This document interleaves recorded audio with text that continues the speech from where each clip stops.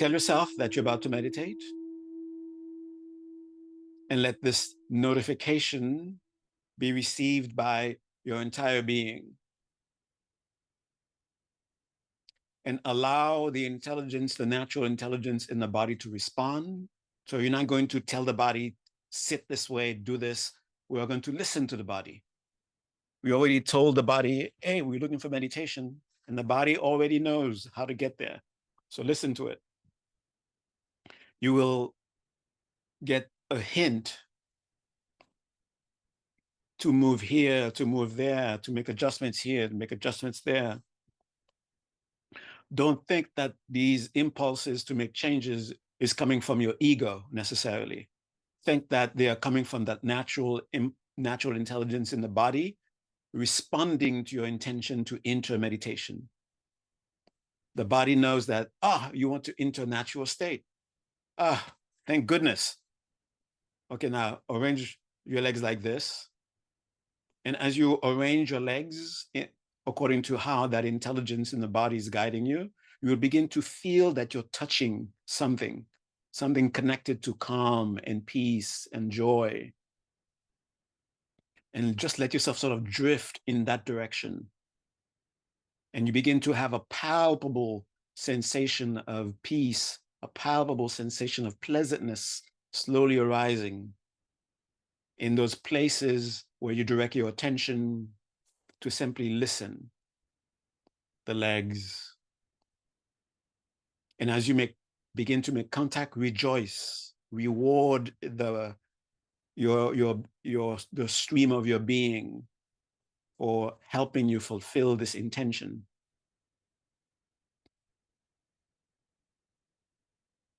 The arms from the shoulders to the fingers.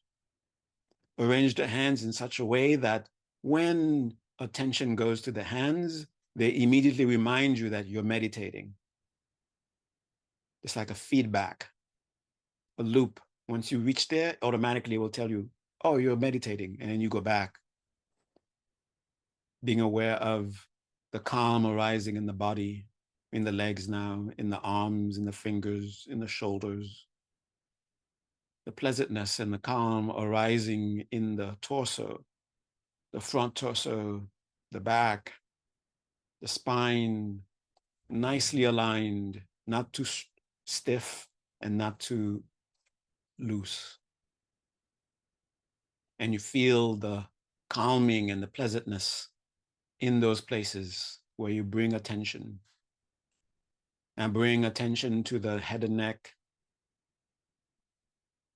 And allow that intelligence to guide you. How should you place the head and neck so you can go as deeply as possible into the meditative state? And make the adjustments however you need to, slightly, big, until you feel a sense of, yes, that's the posture for the head and neck, and you feel through the head and neck the same sensation of calming, pleasantness, that you're touching those. Mouth, teeth, tongue resting in their natural places. Muscles of the face relax. And allow that intelligence in the body to help you. How should your eyes be? Should they be closed? Should they be slightly open where you just sort of see light but not see specific details? Or you can have them half open, gazing downwards. Or what suits you best is to have them fully open, then have them fully open. But whether they're closed or fully open, the sense of calm is experienced in the eyes. A pleasantness is experienced in the eyes. Noticing them, rejoice. Yes, see, doing nothing. What is the natural response? What is the natural experience? You're beginning to touch nirvana, beginning to touch cessation. Cessation of wandering so far away from your true nature, from your natural state. And gently come to the breath. You're not forcing yourself to breathe in, not forcing yourself to breathe out. No need to control anything. Just observe the breath as it is naturally taking place. As you breathe in, you know you are breathing in. As you breathe out, you know you are breathing out. And notice the signs beginning to arise in the breath itself. A calming is taking place in the breath. A pleasantness is taking place in the breath. Rejoice upon encountering them.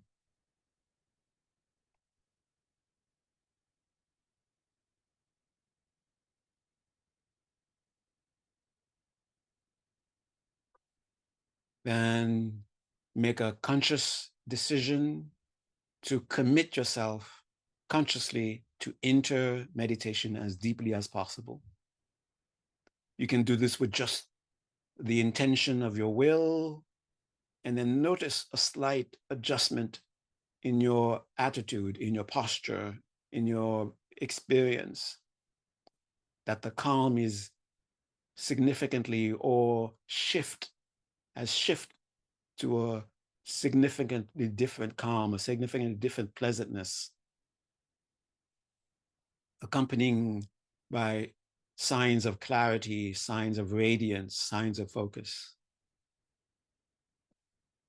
And if you want to help you make that commitment, this transition, you could use a conscious breath through the nose or through the mouth. However, take a nice deep breath consciously. Hold for a second or two. And as you're holding it, you're getting ready to completely let go. And when you're ready, you can let go.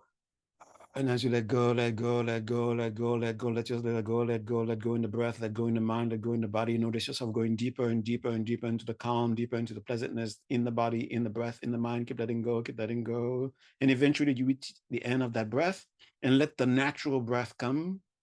Sometimes there might be a pause. Don't rush and let it come back by itself and stay where that out breath took you. Stay in that deeper sense of calm. Stay in that deeper sense of pleasantness as you breathe in, with the intention to stay where the out breath took you to. You naturally find yourself skillfully breathing in some way, energetically, mechanically, breathing in such a way that it's helping you to stay in the deeper calm, in the deeper pleasantness, in the deeper clarity, the deeper radiance, the deeper focus. And keep that intention to just stay there.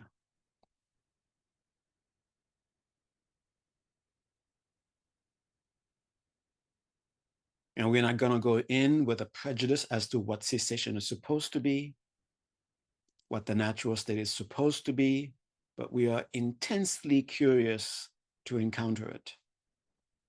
And whenever we encounter anything, if you wish, you can simply bring curiosity to it. And there will be something about the experience that will sort of, almost as if you have a lock and key and see if they fit. If they don't fit, that means this is not the natural state. You have the key that can only go into natural state. And when something presents itself to you, you're not gonna chase it away. You're gonna be curious and open. Maybe this is the natural state. And something within you will sort of validate whether it is the natural state or not. And if it is not, then let it go and continue to relax. And whenever you notice yourself doing anything, remembering, analyzing anything, instead of bringing a complaint to it, simply notice it and go into relax. In fact, what will help you stay is to sort of go through in the body, in the breath, in the mind, whatever order you want to go, and make contact with the calm in the body, the pleasantness in the body, and what in the experience of body is connected, is referring to clarity? What experience in the body is referring to radiance? What experience in the body is referring to focus? Then making contact with some experience that is reflective of that, rejoice, relax, and then go to the breath, do the same, go to the mind, do the same, and go back again, back and forth. And just keep relaxing, knowing that the natural state is already here.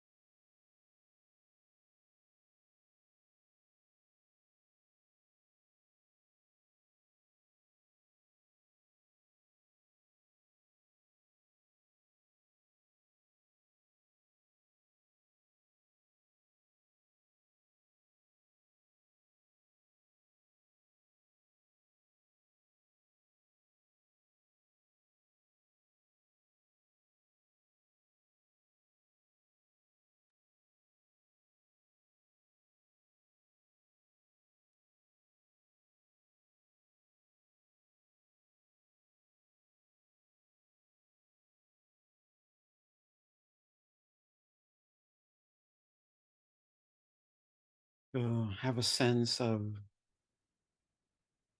tasting that natural state. Taking the sense of calm and peace that you're experiencing now, taking the whatever measure of pleasantness you're experiencing right now, and you see that they are promising something much more transcendent than what we're experiencing right now. In that very calm, there is a promise of utter peace. In that very pleasantness, there seems to be the a promise of bliss in the clarity, vastness, and total freedom, in the measure of vividness of the experiences, the degree to which they are vivid.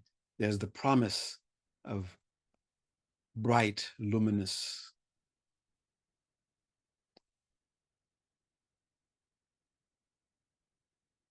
So taking that as the promise of what is already here, let that measure of conviction of its reality be strengthened within you. Take refuge in it. Let just be depend on it. Let it be what is truly dependable, and rely on it. Whatever's going on in your life, social, in whatever's going on in your life, whatever it is, and whatever name it may be given, depend on this to help you address it.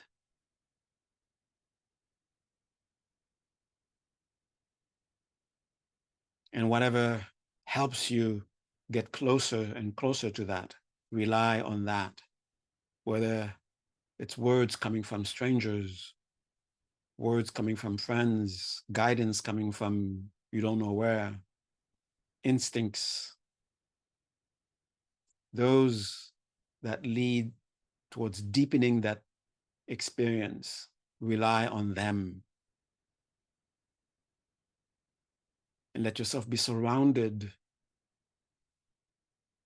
at least be able to communicate, to make contact with those of similar openness, similar wishes, and rely on them.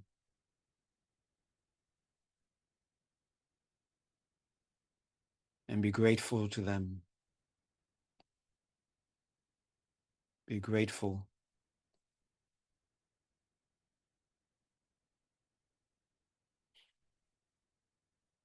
And make a wish for tonight to be as valuable as you need.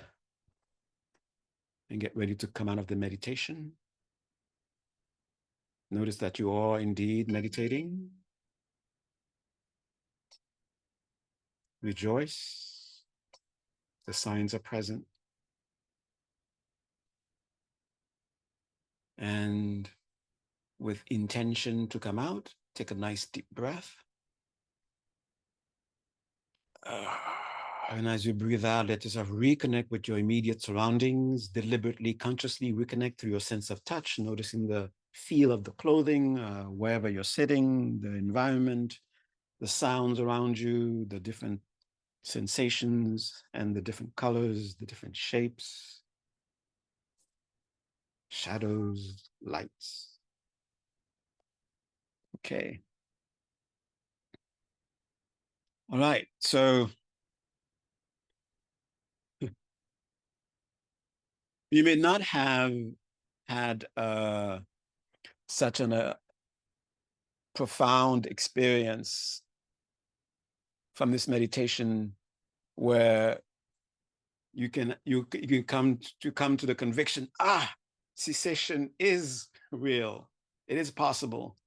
Nirvana, that state that they're referring to as, they use that word nirvana for, that is an actual possibility. But it may not be as strong, but probably there is a measure, you could say, the measure of conviction that you have is strengthened a little bit. It's not to the point where you feel, okay, this is what I need to stop doing. This is what I need to focus on, because this is the thing that's going to help me strengthen that experience. Not to that point, maybe, but a little bit stronger, so that you find yourself going more and more in that direction, the direction that will take you to that sense cessation. Now, remember the term that is used for this fact of existence is cessation. And another term that is used for this is nirvana. The way to try to explain nirvana, the term is is Sanskrit, or nibbana, if you heard it from the Pali tradition. What is it exactly referring to? From the very first truth up to here, it has to be, it's dealing with actual experience. This is not just hypotheticals for us to consider. They're not just nice philosophical positions to have that are sophisticated, and that's all that they are, just, just sophisticated philosophical ideas. But rather, how did we get to here? Why are we here? The first thing that we did, that we allowed ourselves to be honest with our experiences. That's how we arrive at the first fact, the first truth. And instead of simply looking at it from a pessimistic perspective, like, woe is me, look at my condition, it's not blissful, my condition is filled with different manners of suffering, but rather let the very experience of the suffering itself, let it be a reminder that something is wrong here, and the suffering is merely a message to let us know directly that there is something not quite right in my present experience.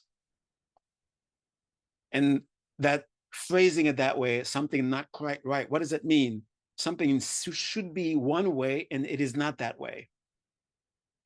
And consider anything that should be one way, that it is not that way. And you don't have to go into high-valued philosophy to find something, anything that you're experiencing, right? There is a deep sense of almost like a deep knowing, I should be having this kind of experience. And yet the experience that I'm having right now, that I'm facing, is not that experience that I feel that I should be having. So this sort of like,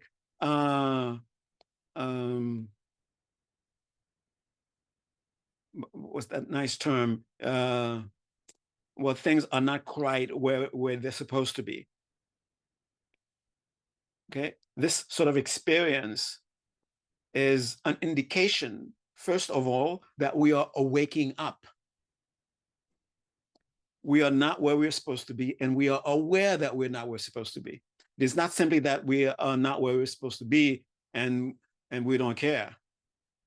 But there is something within us that needs to be in a specific way of being, and it acknowledges that it is not there yet. So this acknowledgement, I am not where I'm supposed to be. I am not, the cute term to use is, I'm not staying, I'm not abiding in the way that I should be abiding. I'm not existing in the way I should be existing. I am not in alignment with my nature. Okay. So suffering is sort of like an announcement. You're not in alignment with your nature. And rather than distract ourselves from this fact, we face it head on. And when we face it head on, what do we come up with? When we face it head on, we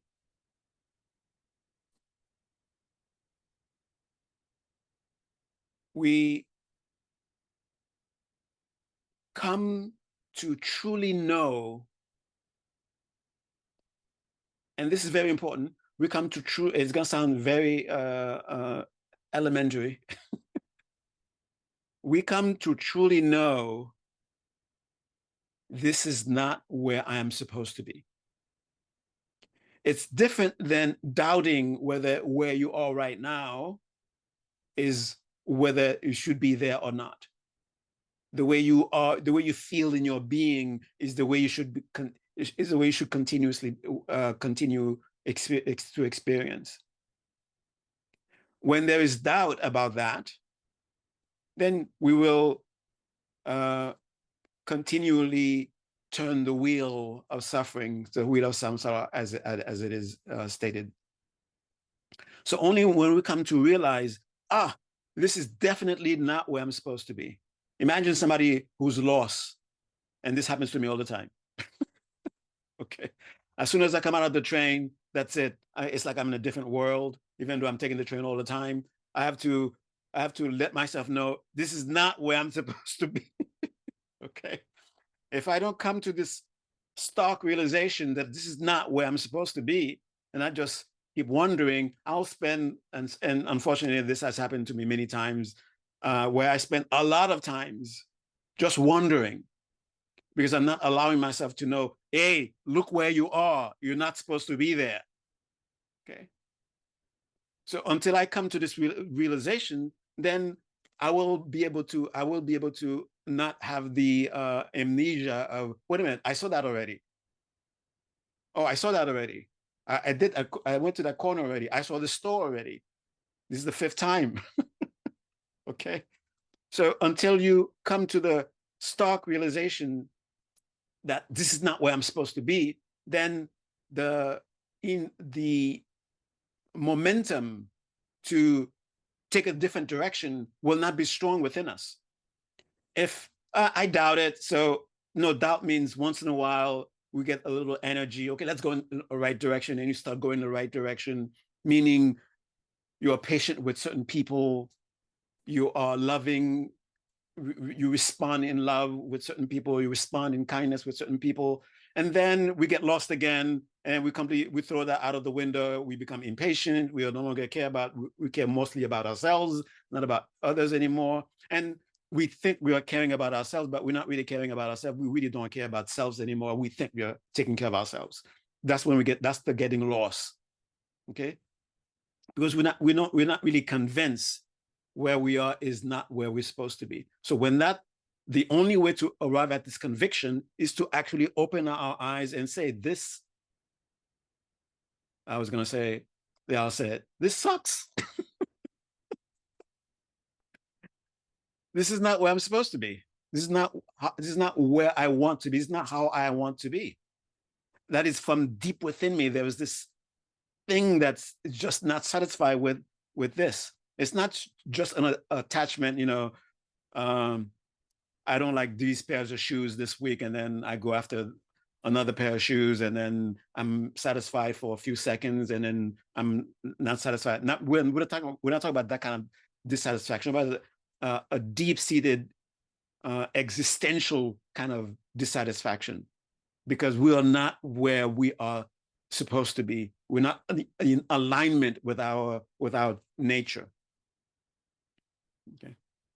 You can even consider samsara to be disalignment with our natural state of being, with our true nature. So because we allow ourselves to say, this is where I'm not supposed to be, then we can start, when we make steps to get out, we can say, I've done this before. No, I'm not going to do this again. I've done this before. I might not do this again. Oh, I haven't done that yet. Let me try that. Okay. Then we become sincere in the steps that we take, and we are very vigilant about getting ourselves out of this situation. We begin to realize, I got myself here because, like, I'm lost. I got here because I turned left when I should have turned right. So that's the cause of me being here. So don't think of causes, the second truth, as just mere philosophy. Okay. There are actions that we took because we misunderstood the situation, trying to get to trying to get to a place, trying to get to a state of being that we thought would be different from what we're experiencing, but instead, because we misunderstood, and this misunderstanding made us behave in a misunderstanding way, then we ended up just back in the same corner where we are lost. Okay. And we are back in the same kind of fighting that you were way back then with whoever, because we didn't really take time to see, look at the condition that I'm in. Really look at it. It's really unpleasant. That's the revelation. That's the insight we are supposed to get from the first thing. When you look at reality, when we look at reality, this is what I don't want. This is what I should not be. This really sucks. We have to arrive at this realization.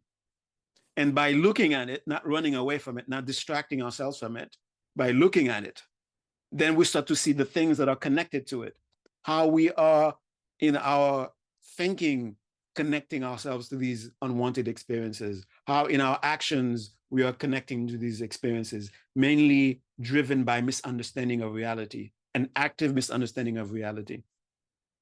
So this active misunderstanding of reality, and then we have this emotional outburst driven by misunderstanding. And sometimes, unfortunately, this can be, we can be deluded, thinking that we are doing the greatest thing ever, the most compassionate, the most loving thing ever. But because we do not allow ourselves to really see what we are doing, we don't see that it's not really loving, it's not really compassionate, it's not really wise.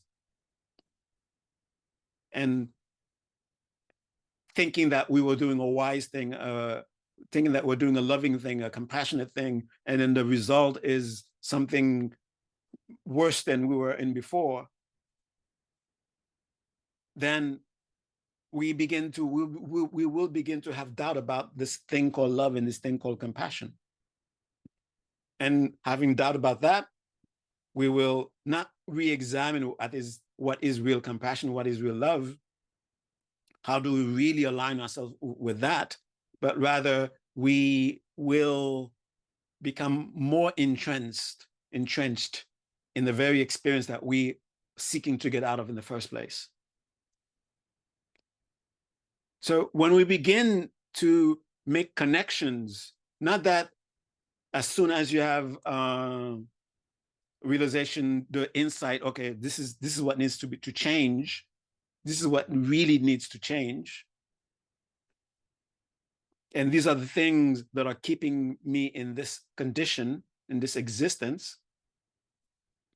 Then our mind begins to experience a certain degree of freedom.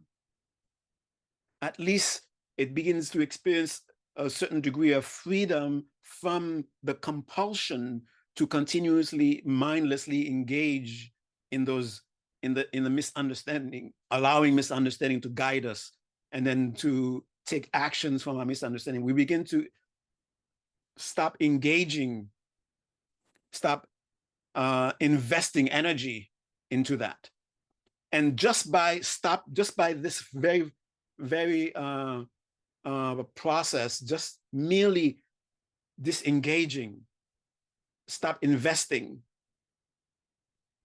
in this dysfunctional way of being, of relating, of behaving, that itself is a cessation. And how do we experience that cessation? And a lot of you probably have experienced this, even though on the outside, it's not that there was something happening in your life and it was very painful, a lot of suffering, and your mind was engaging it in a certain way, and it sort of amplified the suffering. And then you come to a realization about how you can relate with this experience differently, so it's not an overwhelming experience anymore. So the experience continues to be there, but because of the attitude, the new attitude that we are engaging this experience, we have a sense of freedom. We have a sense of relief. No longer is this condition driving us crazy, pulling us and pushing us left and right, and we going like I'm not going to use that expression because We should stop using that expression. I was going to say headless chicken,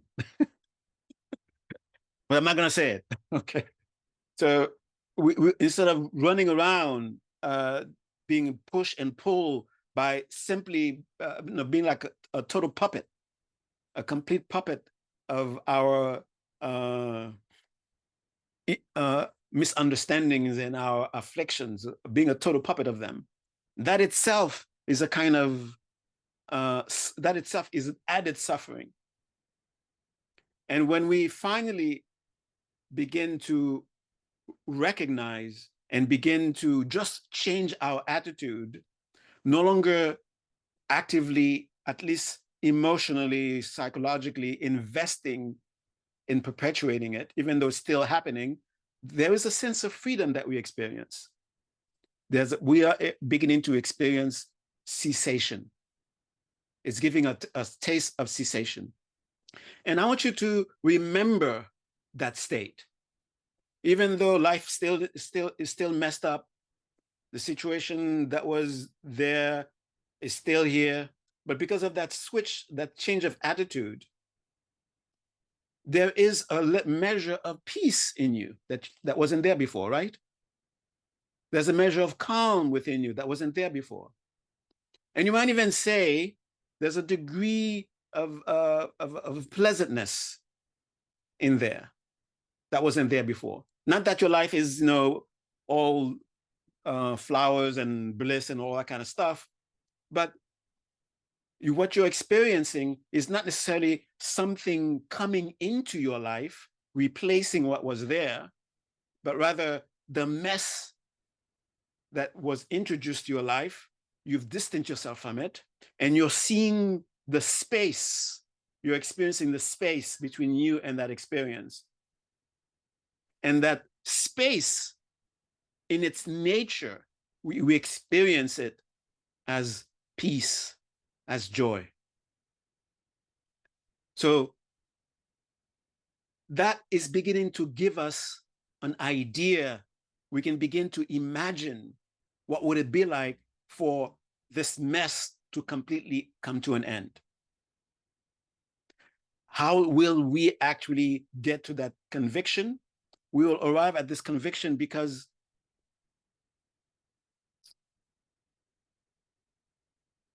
we begin to convincingly, I have to say, not that you read it in a book and then they told you A is the cause of the experience of B, and you say, okay, the book said so, and then you go around your life, and then you become you add torture to your life, trying to implement A in your life, and you just can't seem to do it.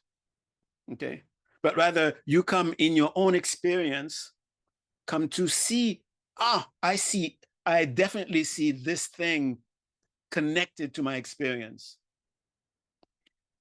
Not allowing myself to be open to how my partner feels, that itself is connected to why we are constantly fighting, So that becomes an actual insight for you.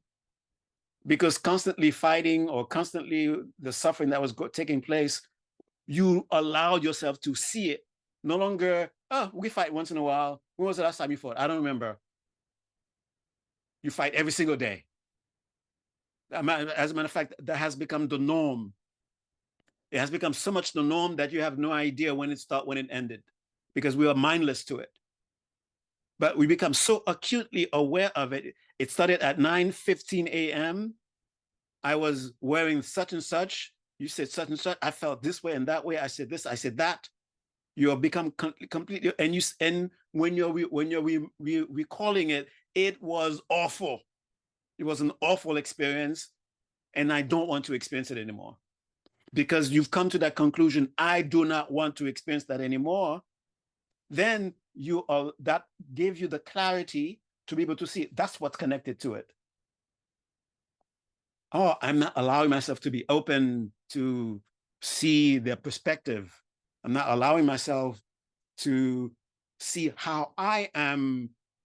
I'm not connecting to my own hurt in what's going on. So this becomes very clear to you. And becomes it's very clear to you, and it is connected to this thing that you know without a doubt is something you don't want to experience anymore, then definitely, since this is what is connected to that experience, then you will at least have the attitude, you would at least have the intention that I mustn't do that anymore. I will not do this anymore. I will do this in the future. And because of this conviction, then that itself, just having that conviction, no longer engaging energy, no longer investing energy to that dysfunctional way that creates this situation, the misunderstanding, all the different levels of misunderstanding. I thought you meant this but you meant that. I thought that's misunderstandings. Then that we begin to experience a little bit of a gap, a little space from that experience. And that little space, just by itself, not that we replace the experience with something else and you say, oh, now it's replaced with that, but rather just that space itself, by itself, without anything being in there, you're starting to realize once these things are removed, what experience will replace them? You begin to taste it. So that little sense of peace you experience, even though your life is still messed up, that little joy you experience, even though your life is messed up, is your taste of nirvana. It's your taste of cessation. And when we constantly remind ourselves, remember this experience, remembering it strengthens the conviction that it exists. It's not because so-and-so great scholar wrote it in a very famous book that you can only read in a very secret library. But in your own experience, you've had that and you cannot deny it.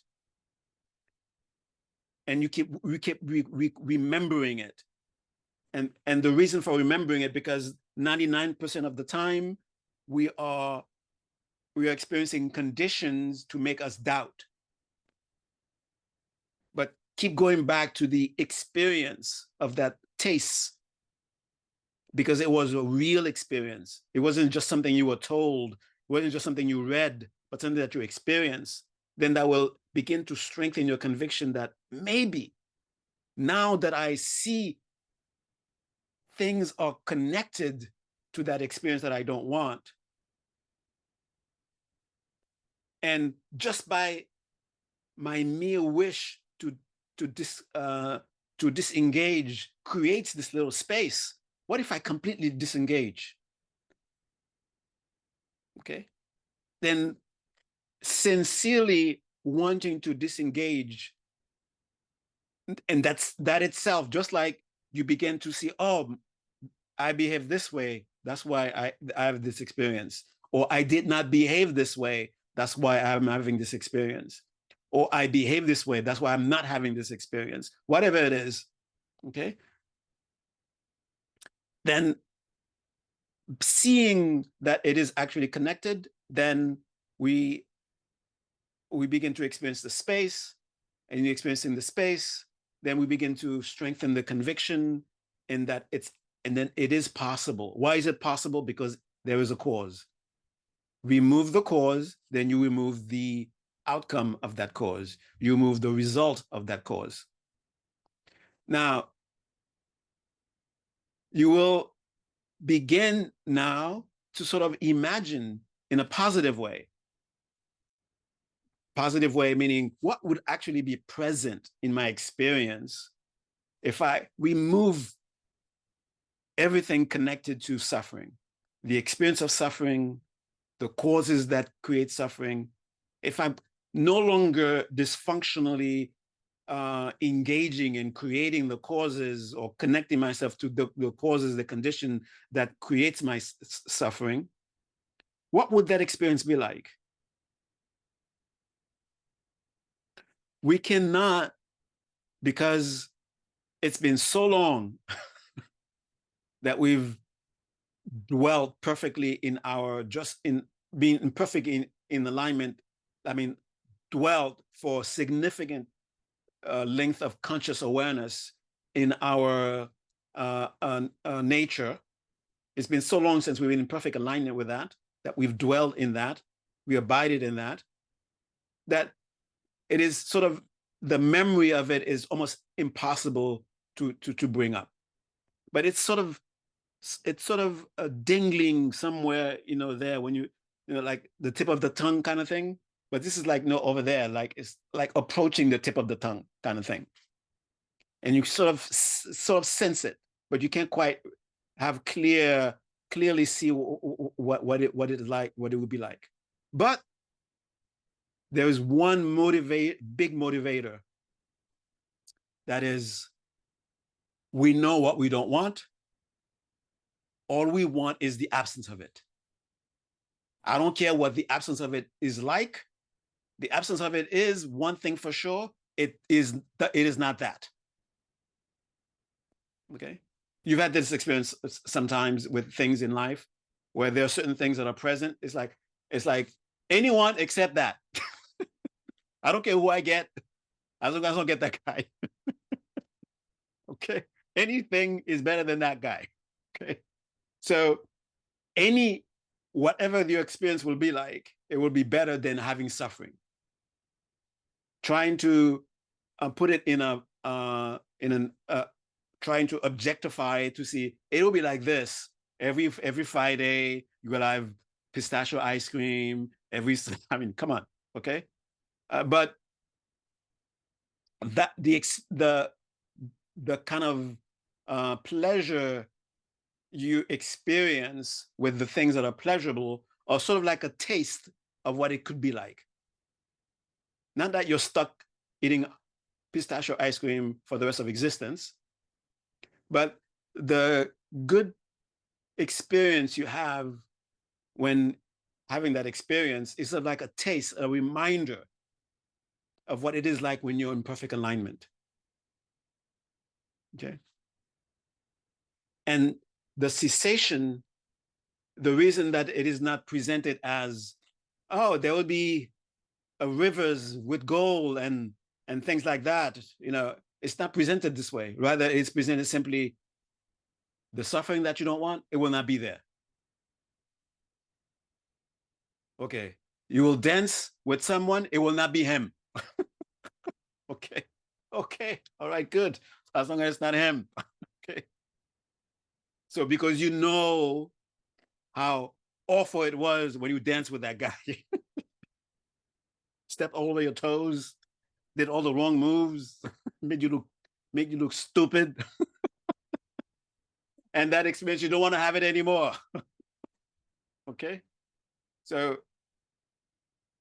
think, and there are certain positive ways that it is presented. It is, think of the experiences that you have in your meditation when you were doing nothing. What did you experience? You weren't doing anything. So basically, you're experiencing the life existence as it is without elaborating on it. When we do not elaborate on existence and we just leave it alone, what is the experience? What were you beginning to taste in the meditation? You were doing nothing. You were not grabbing things, where you were not doing chemistry, putting things together, just doing nothing. And what were you experiencing? A sense of peace, a sense of joy, a sense of vastness. You begin to experience that, like perfect vastness, perfect freedom. And then luminous, feeling more and more luminous, like a vividness in consciousness, a bright, vivid, intense vividness. Okay. And a sense of your mind being yours, no longer something that is annoying you, no longer something that is just a bother to have, because it pushes, you feel like your mind is just slapping you whenever it wants to. So you don't have a mind yet, your mind has you. But in the experience, you begin to feel that the mind is yours. Like when you said, sit here, it sits there. Like that dog trainer. That's incredible. He tells the dog to sit, and he goes far away, and the dog stays there until he comes and tells the dog to get up. The dog will not get up. So your mind becomes like that. Okay, your mind is not your dog, but or it could be your friendly pet dog. Okay, so no longer when you're a lot of people, the dog walks them. They don't walk their dogs. That's like our minds. Our mind, we don't walk our mind. Our mind walks us. So you begin to feel that the mind is like this incredibly powerful entity who was a child running around like a toddler, having a terrible twos for a very long time, suddenly begin to mature, suddenly begin to uh, take ownership, sovereignty of its incredible power, in unlimited power. Okay, you begin to feel that, you begin to touch that in your meditation. So that sort of gives us a taste of what cessation will be like in a positive way. And definitely what we're experiencing now is still clouded by our conceptualization, still clouded by basically vocabularies that we have created. It should be like this, it shouldn't be like that. But eventually we will encounter it in its naked nature. And even the word peace, bliss, clear, bright will be mere concepts. It will be something even much more beyond that. Okay. But it begins with having conviction of its possibility. It's like take anything in life. If you're not convinced that certain experiences is possible, you will not find yourself naturally investing the energy needed to make it happen. When you are convinced that this cessation is indeed possible, then it is much better way of being than this chaotic, dysfunctional, unaligned way of being. Then you will find yourself naturally doing the things that leads to it. If compassion is what you need to develop, you find yourself naturally going towards compassion. If love is what you need, you find yourself naturally loving. If being honest, acutely honest with your emotion, I am angry, I am sad, I am depressed, and because that's what's actually happening, you're totally honest. You're no longer living in fantasy anymore. Right? Whatever is happening, you're honest with it. And you're not afraid to be honest about these kinds of things. You're not afraid to love. You're not afraid to have compassion. You're not afraid to be fearless. You're not afraid to care. Even and when it seems like you're completely alone in your journey, but you're not afraid to continue on the journey, even if you have to do it alone. Because you have achieved conviction that cessation is possible. And the only way to arrive at conviction that cessation is possible, we have to be honest with our experiences. Let's not color our experience thinking that the way to change it is to imagine it to be something else. Okay. That is not how we, somehow this has become a distracting way, a measure that distraction has taken over in our guidance. It seems like it's guiding us, but it's actually just distraction, where we are sort of glossing over things. This thing is hurting you, and you say, no, it's not hurting me. This honesty. Now, we don't have to react in a way that is dysfunctional, but we have to be honest. And that's how we can help each other, actually. If what you're doing and what you're saying is harmful, and I don't somehow find a skillful way to let you know that it is, you will just continue to do that. And you will stay in your, and I'm going to help you stay in your condition. And something deep within me cannot be completely right with that, knowing that I'm helping someone stay in their condition of suffering. Okay. All right. I didn't think I was going to be able to talk this much. It's always surprises me how much comes out.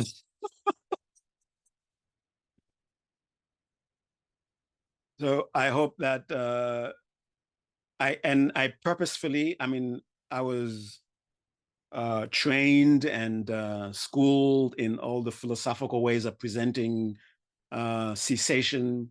I could have dumped that on you, but in the end, it's not about being able to write a dissertation and getting a doctorate degree on it.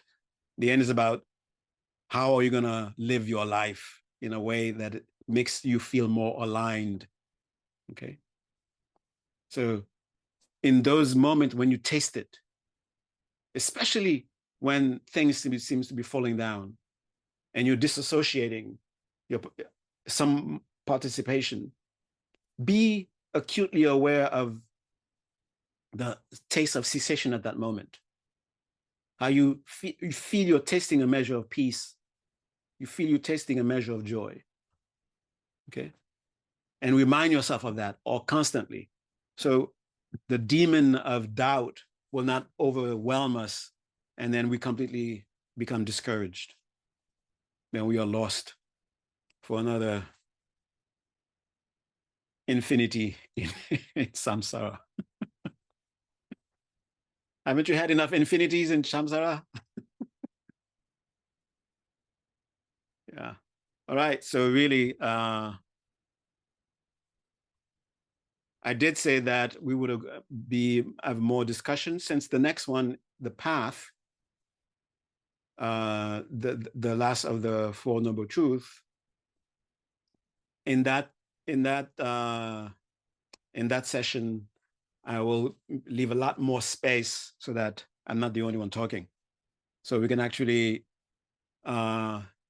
begin to tackle this bold claim that utter cessation of suffering entirely, is it possible? And then what can we do? What do I have to do? If I tell you, you could be a billionaire in a month, and you're convinced in what I'm saying, then the next thing you would be asking is, okay, how do I do it? What do I do? What do I do? Okay. All right. So help yourself, becomes convinced, yes, whatever is going on, however you're suffering, it has an end. Okay. All right. I keep saying this is it, and I keep talking. So if somebody doesn't come in and shut me up, I'm gonna keep talking. Oh, there's no host to stop me. Okay, I have to stop myself. Okay. Okay. Thank you very much, everyone, for coming. I'm very, very honored that you continue to show up, and I want to honor your continuously being present by continue showing up for you in the best way that I can. Okay. All right. So any questions on cessation before, or is it too far into the night? Okay. Hi, Phuntsok. Hi. Hey. Quick question. For cessation, you mean, like, it is another way of saying it, like a dissolving of an illusion? or like what they say a lot in mindset world is like a shift, like a forever shift, where you finally are just like you become aware of something that you've been kind of repeating over and over and over again. Are those other ways of describing Yeah, it? yeah. In the there's is it the Shurangama Sutra, where the Buddha is explaining sort of like trying to really get people to understand it. And the way he said it, I guess it's the word shift. It's like it's a turning about in the deepest seat of consciousness, a complete like 180 in the deepest seat of consciousness. Yeah, and so that's what it's like. And the thing is, the cessation is also, we have to consider it to be it's not so much a cessation like a stopping per se, like doing something, building a dam or something like that, you know, to stop something, but rather a cessation in the sense where, think of it also in a positive way, like finally arriving at your true nature, finally arriving at who you really are, without, you know, any doubt, without any superficial, no, what would you call that? No, like I am a being of light, for example. That's superficial. It's not an actual experience. Okay. As far as we know, perhaps someone who could have an experience, and the only word worthy of expressing is a being of light, but in their mind it's something completely different. You say something transcendent even, but a being of light is the closest thing in terms of words that they can use to sort of communicate. But we were not having the experience. What is a being of light? Immediately, my mind is, how many watts? How many lumens? Okay? Because that's my experience with light.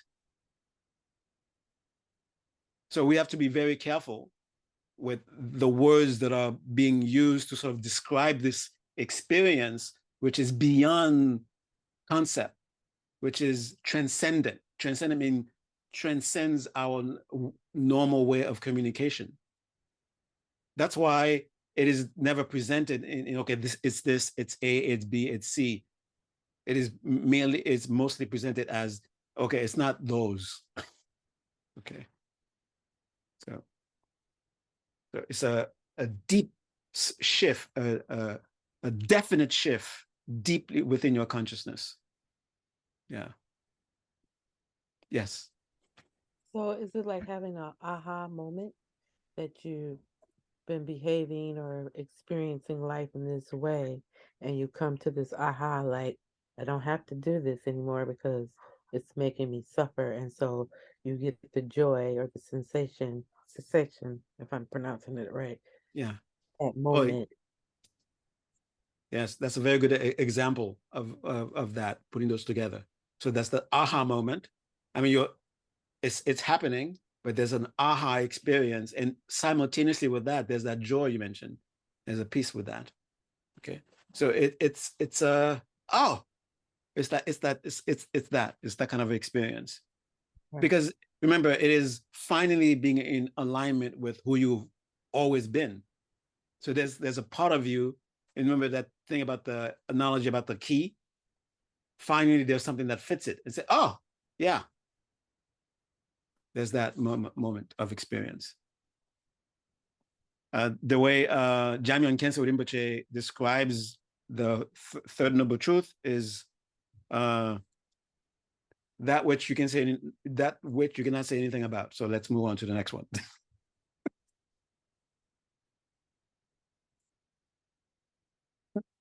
Any attempt to try to describe it is like degrading it. But we have to talk about it. It's let me throw some words at you. It is the uncreated unborn, the transcendent. It is peace. It is freedom.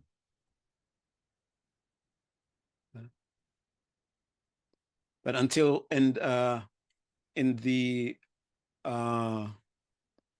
there's a beautiful prayer where you're sort of paying homage to wisdom. And at the very last part of it, it says, that which can only be known by the experiencer. Okay. And the only way the experiencer can tell you, okay, the only words the experiencer can use, oh, it's not those. Okay. But the only way to get to that, you have to have the conviction. You need that energy of the conviction to push you through, because life will discourage you. Okay. Not that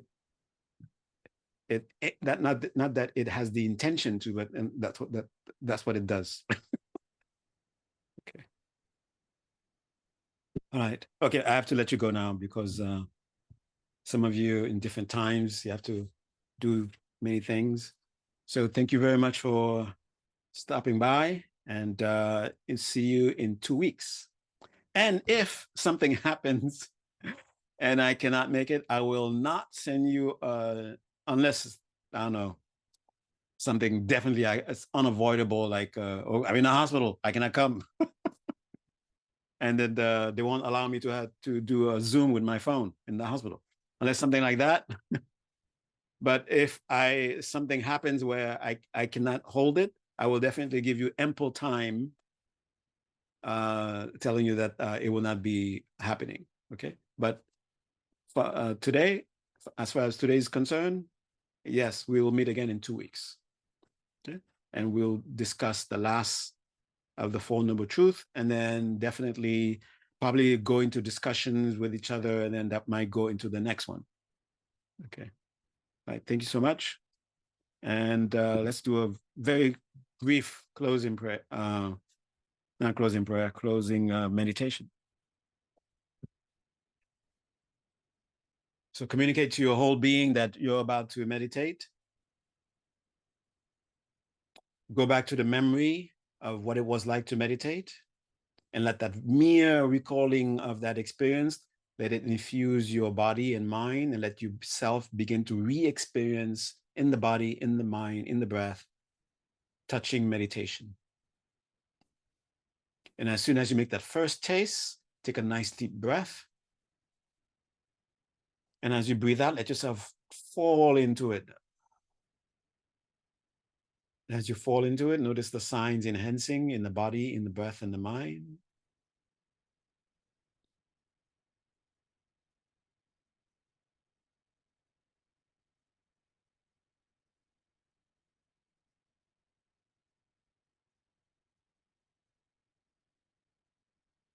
And feel the sense of me, how it is a complexity. And that's how it is. It is a complexity.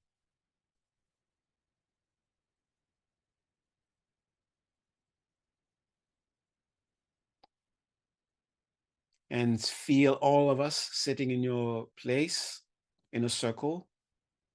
And as we feel us in that same complexity as me, the same instinct for the right hand to help the left hand, thinking it's me, let that instinct rise within you to do something for what we might call another, and then still feel I'm helping myself. It's equal to me helping myself. And as this gets stronger and stronger within this group, it creates a bright presence, like a place where this realization is sort of like manifesting,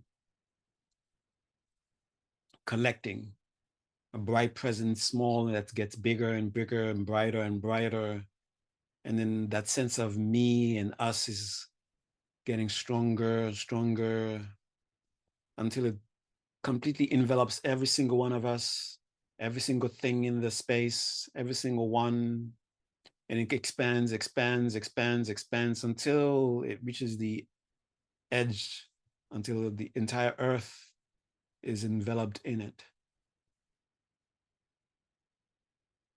In the same way we were feeling about each other, to help the other is helping myself, equal to helping myself. We feel that same urge for everything: the grass, sky, the rivers, the oceans, the mountains, our neighbors, the Republicans, the Democrats, the liberals,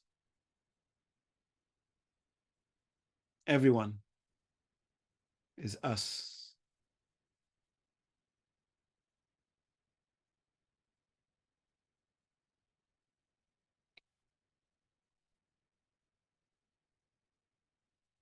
Now that this realization is very well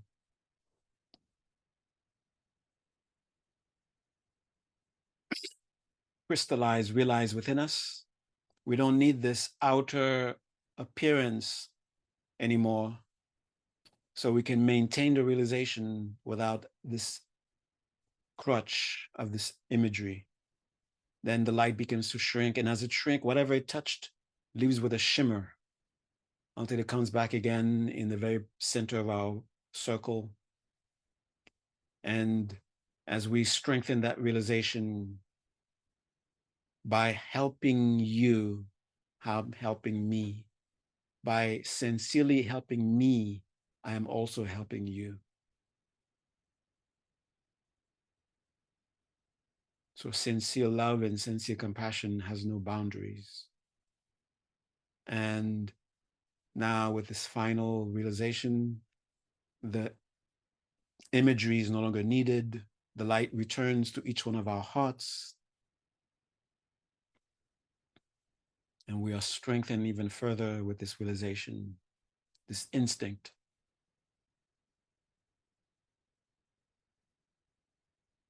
And whatever gifts we may have received from tonight, whatever measure of aha moment we may have had tonight, dedicate this beautiful merit to help you address whatever it is that is going on in your life, whatever you are sincerely concerned about.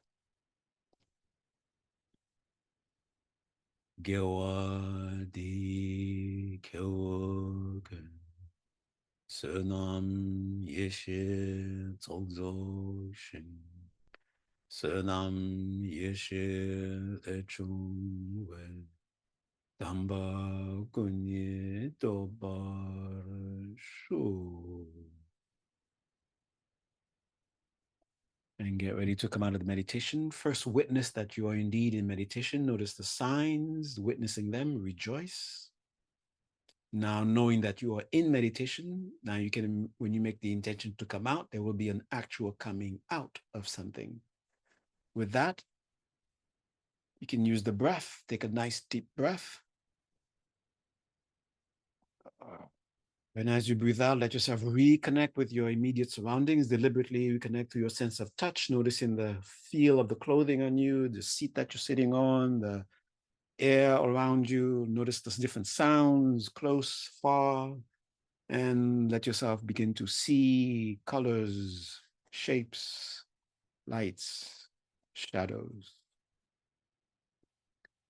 And thank you, and good night.